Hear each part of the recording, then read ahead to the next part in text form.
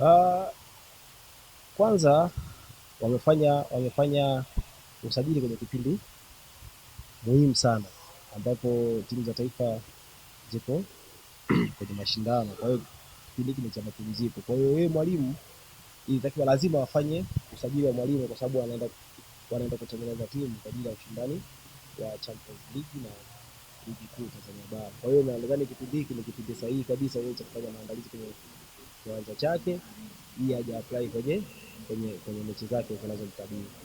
Mimi naona ni muda sahihi wao walichokifanya. Wamemtoa mwalimu kwenye kipindi sahihi na kumwongeza mwalimu mpya kwenye kipindi sahihi. Inaweza kawa kina mantiki sana kwenye karia ya Simba kwa msimu huu, ingawa kuna maneno ni mengi ambayo hakuna ambaye anathibitisha. Kwa hiyo Simba wamefanya kitu sahihi kwa wakati sahihi. Hilo siwezi kusemea tatizo ni wapi, lakini kila taasisi inakuwa na mifumo yake, namna ya kuajiri au namna ya kuvunja ajira kwa mtu. Kwa hiyo inawezekana wao kwa sasa wameona ni vizuri kuangalia scout kwenye timu ambazo wanakutana nazo, kwa namna ambavyo falsafa ya walimu wanavyozi apply kwenye mechi. Inawezekana hiyo vinawavutia.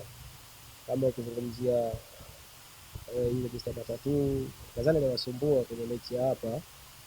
Na of course, yani ukiangalia falsafa yake kwa mwalimu yoyote wa kisasa lazima atavutiwa nayo.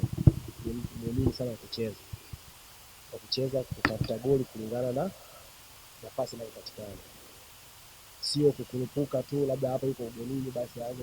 Hapana, yani walimu wengi kwa sasa falsafa zao ni kucheza. Kwa hiyo kwa Simba naona ni mtu sahihi atakayekuja kuwasaidia pia. Mimi nadhani hizo ni tetesi, lakini kwa Morris Abraham alichokifanya no doubt kwamba ni mchezaji mzuri na mchezaji muhimu kwenye Simba. Kwa hiyo mimi nawe hatujui, inawezekana kweli alisaini miezi 6 au hakusaini, lakini kipindi kama hiki sio cha kuchukulia maanani sana, lakini ndio kitu ambacho kinafika sana viral. Tetesi ndio zinafika sana viral kuliko uhalisia. Kwa Morris Abraham kwa Simba ni mchezaji muhimu sana, mchezaji muhimu, na Simba akimpoteza kuna pengo kubwa litakuwa limebakia. Na Yanga wakimpata, na ukiangalia Yanga wana struggle kwenye inside 10. Yaani Morris Abraham anaweza akawapa kitu pia kwenye hiyo nafasi ya namba 10. Na wao ndio shida yao kubwa iko hapo.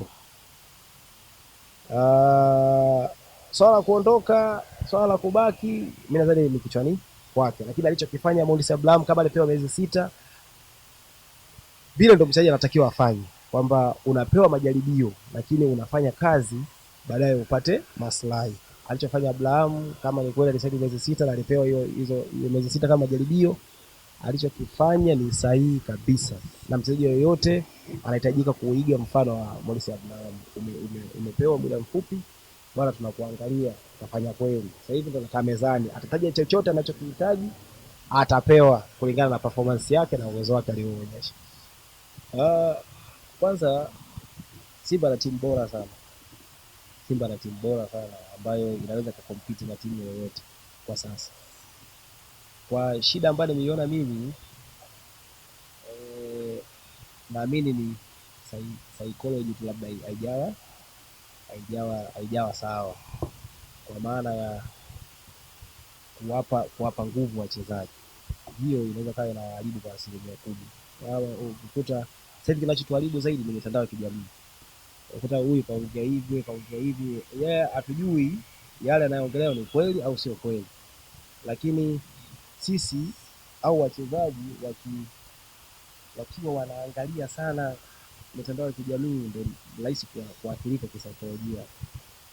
Kwa Simba naona mimi ni shida ya kisaikolojia ambayo inawakabili. Kwa hiyo wakiweza kukaa chini wakazungumza, wakapata mwanasaikolojia akawapa saikolojia wachezaji, wanaweza kufanya vizuri zaidi. Ingawa pia kipindi kama hiki cha maboresho ya dirisha la maboresho hivi ni kama kamari.